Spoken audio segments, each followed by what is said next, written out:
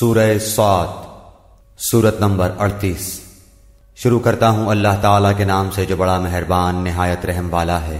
صاد، اس نصیحت والے قرآن کی قسم، بلکہ کفار غرور و مخالفت میں پڑے ہوئے ہیں۔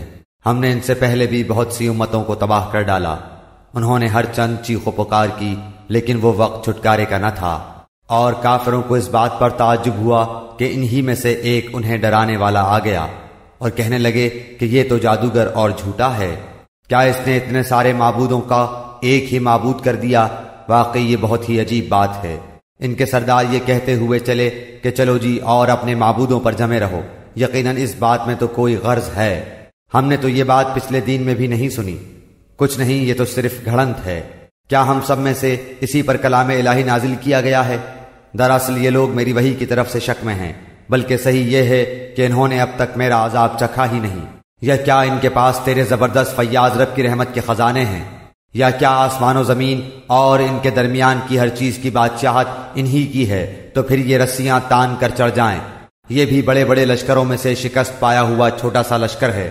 ان سے پہلے بھی قوم نوح اور عاد اور میخوں والے فرعون نے جھٹلایا تھا، اور سمود نے اور قوم لوط نے اور ایکا کے رہنے والوں نے بھی یہی بڑے لشکر تھے۔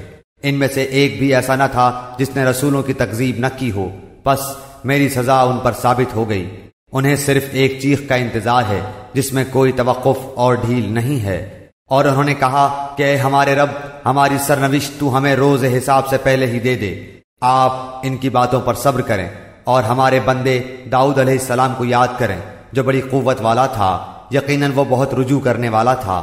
ہم نے پہاڑوں کو اس کے تابع کر رکھا تھا کہ اس کے ساتھ شام کو اور صبح کو تسبیح خوانی کریں، اور پرندوں کو بھی جمع ہو کر سب کے سب اس کے زیر فرمان رہتے، اور ہم نے اس کی سلطنت کو مضبوط کر دیا تھا اور اسے حکمت دی تھی اور بات کا فیصلہ کرنا۔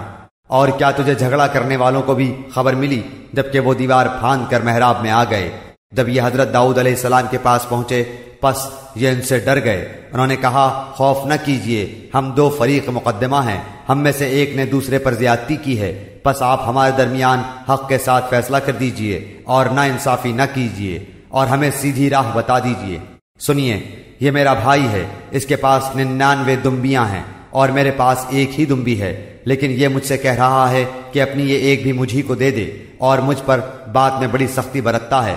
آپ نے فرمایا اس کا اپنی دمبیوں کے ساتھ تیری ایک دمبی ملا لینے کا سوال بے شک تیرے اوپر ایک ظلم ہے، اور اکثر حصے دار اور شریک ایسے ہی ہوتے ہیں کہ ایک دوسرے پر ظلم کرتے ہیں، سوائے ان کے جو ایمان لائے اور جنہوں نے نیک عمل کیے، اور ایسے لوگ بہت ہی کم ہیں۔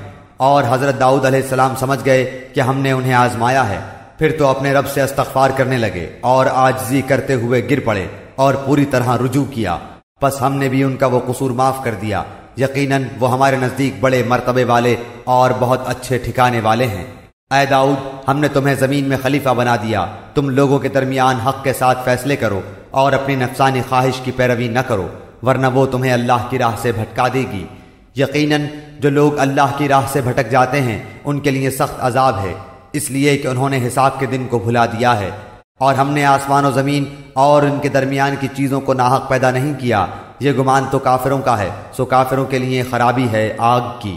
کیا ہم ان لوگوں کو جو ایمان لائے اور نیک عمل کیے ان کے برابر کر دیں گے جو ہمیشہ زمین میں فساد مچاتے رہے، یا پرہیزگاروں کو بدکاروں کو جیسا کر دیں گے؟ یہ بابرکت کتاب ہے جسے ہم نے آپ کی طرف اس لیے نازل فرمایا ہے کہ لوگ اس کی آیتوں پر غور و فکر کریں اور عقل مند اس سے نصیحت حاصل کریں۔ اور ہم نے داؤد کو سلیمان نامی فرزند عطا فرمایا جو بڑا اچھا بندہ تھا اور بے حد رجوع کرنے والا تھا۔ جب ان کے سامنے شام کے وقت تیز رو خاص سے گھوڑے پیش کیے گئے تو کہنے لگے میں نے اپنے پروردگار کی یاد پر ان گھوڑوں کی محبت کو ترجیح دی، یہاں تک کہ آفتاب چھپ گیا۔ ان گھوڑوں کو دوبارہ میرے سامنے لاؤ۔ پھر تو پنڈلیوں اور گردنوں پر ہاتھ پھیرنا شروع کر دیا، اور ہم نے سلیمان علیہ السلام کی آزمائش کی اور ان کے تخت پر ایک جسم ڈال دیا۔ پھر اس نے رجوع کیا، کہا کہ اے میرے رب، مجھے بخش دے اور مجھے ایسا ملک عطا فرما جو میرے سوا کسی شخص کے لائق نہ ہو، تو بڑا ہی دینے والا ہے۔ پس ہم نے ہوا کو ان کے ماتحت کر دیا، وہ آپ کے حکم سے جہاں آپ چاہتے نرمی سے پہنچا دیا کرتی تھی، اور طاقتور جنات کو بھی ان کا ماتحت کر دیا، اور عمارت بنانے والے کو اور غوطہ خور کو اور دوسرے جنات کو بھی جو زنجیروں میں جکڑے رہتے۔ یہ ہے ہمارا عطیہ، اب تو احسان کر یا روک رکھ، کچھ حساب نہیں۔ ان کے لیے ہمارے پاس بڑا تقرب ہے اور بہت اچھا ٹھکانہ ہے۔ اور ہمارے بندے ایوب علیہ السلام کا بھی ذکر کر، جبکہ اس نے اپنے رب کو پکارا کہ مجھے شیطان نے رنج اور دکھ پہنچایا ہے۔ اپنا پاؤں مارو، یہ نہانے کا ٹھنڈا اور پینے کا پانی ہے، اور ہم نے اسے اس کا پورا کنبہ عطا فرمایا، بلکہ اتنا ہی اور بھی اسی کے ساتھ اپنی خاص رحمت سے اور عقل مندوں کی نصیحت کے لیے۔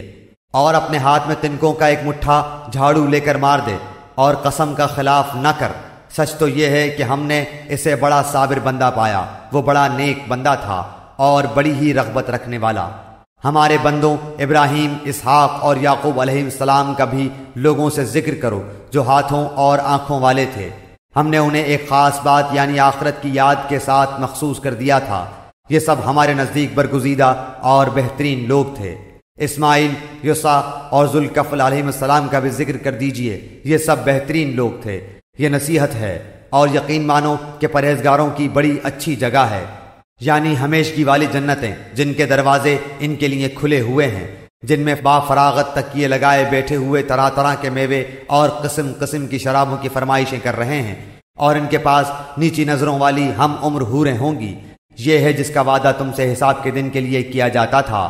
بے شک روزیاں خاص ہمارا عطیہ ہیں جن کا کبھی خاتمہ ہی نہیں۔ یہ تو ہوئی جزا، یاد رکھو کہ سرکشوں کے لیے بڑی بری جگہ ہے، دوزخ ہے جس میں وہ جائیں گے۔ آہ کیا ہی برا بچھونا ہے یہ ہے، پس اسے چکھیں گے گرم پانی اور پیپ، اس کے علاوہ اور طرح طرح کے عذاب۔ یہ ایک قوم ہے جو تمہارے ساتھ آگ میں جانے والی ہے، کوئی خوش آمدید ان کے لیے نہیں ہے، یہی تو جہنم میں جانے والے ہیں۔ وہ کہیں گے بلکہ تم ہی ہو جن کے لیے کوئی خوش آمدید نہیں ہے، تم ہی نے تو اسے پہلے ہی سے ہمارے سامنے لا رکھا تھا، پس رہنے کی بڑی بری جگہ ہے۔ وہ کہیں گے اے ہمارے رب، جس نے کفر کی رسم ہمارے لیے پہلے سے نکالی ہو، اس کے حق میں جہنم کی دگنی سزا کر دے۔ اور جہنمی کہیں گے کیا بات ہے کہ وہ لوگ ہمیں دکھائی نہیں دیتے جنہیں ہم برے لوگوں میں شمار کرتے تھے؟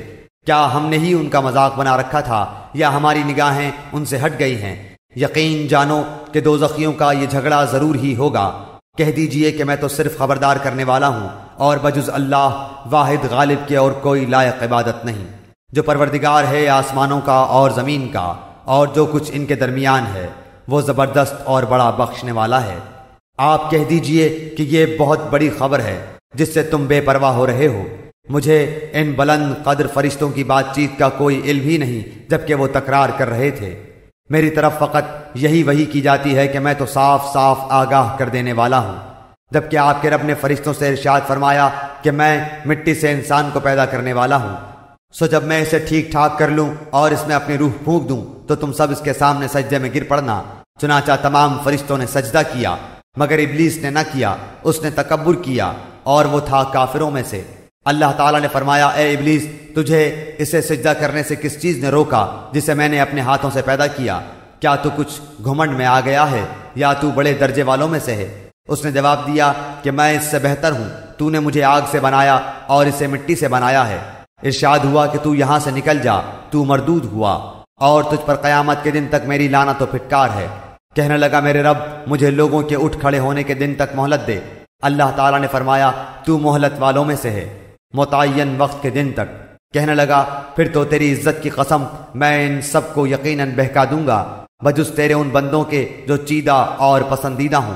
فرمایا سچ تو یہ ہے اور میں سچ ہی کہا کرتا ہوں کہ تجھ سے اور تیرے تمام ماننے والوں سے میں بھی جہنم کو بھر دوں گا۔